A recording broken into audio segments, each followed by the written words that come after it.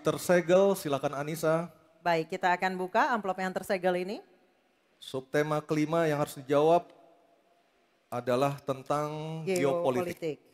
Dan kami ingatkan kembali kepada calon presiden untuk mendengarkan dengan seksama karena pertanyaan tidak akan kami ulang.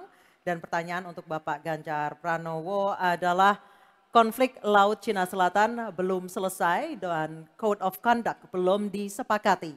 Bahkan menjadi arena persaingan hegemoni Amerika Serikat dan Tiongkok. Pertanyaannya, apa inisiatif baru yang ditawarkan paslon agar Indonesia berkontribusi dalam mengelola konflik Laut Cina Selatan? Waktu menjawab 2 menit Pak Ganjar, kami persilahkan. Indonesia bukan claimant. Jadi sebenarnya kita punya banyak langkah untuk bisa kita lakukan. Yang pertama adalah kita evaluasi perjalanan selama ini bagaimana di Laut Cina Selatan tidak pernah selesai. Sudah dengan DOC, sudah dengan COC, 20 tahun lebih tidak pernah selesai. Maka usulan kami sangat jelas dan clear. Apa itu? Kesepakatan sementara. Kenapa kesepakatan sementara ini mesti kita dorong dan kita inisiatif agar kita bisa mencegah sesuatu yang tidak kita inginkan. Kita tahu persis, modernisasi peralatan di Tiongkok akan selesai di tahun 2027. Apa artinya? Kalau kita bicara One China Policy, maka seluruh dunia pasti akan mengakui bagaimana peran itu. Yang kedua, ketika kemudian peran itu menjadi kuat, maka bukan tidak mungkin cerita-cerita potensi terjadinya konflik dengan negara lain akan muncul.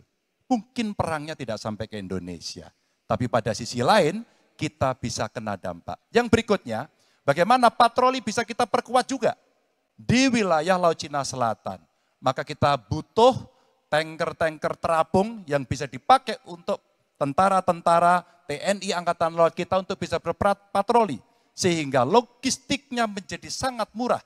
Tidak lagi kembali ke titik awal atau mereka bilang kami hanya pergi. Kalau kembali kami tidak bisa lagi. Karena logistik kami habis. Maka inilah titik-titik penting yang mesti kita dorong dan kita akan bisa membawa posisi inisiatif ini untuk membuat, tadi yang saya sampaikan adalah kesepakatan sementara untuk menghindari potensi-potensi yang lainnya lebih tinggi. Kita akan meredam dengan cara itu.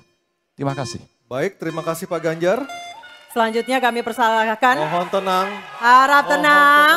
Mohon tenang Bapak dan Kita Ibu sudah sekalian. sepakat di awal Bapak Ibu. Kami persilakan calon presiden nomor urut 1 Bapak Anies Baswedan untuk menanggapi jawaban dari capres nomor urut 3. Waktu Bapak 1 menit dimulai ketika berbicara. Jawaban Pak Ganjar tidak ada satu kata pun menyebut kata ASEAN.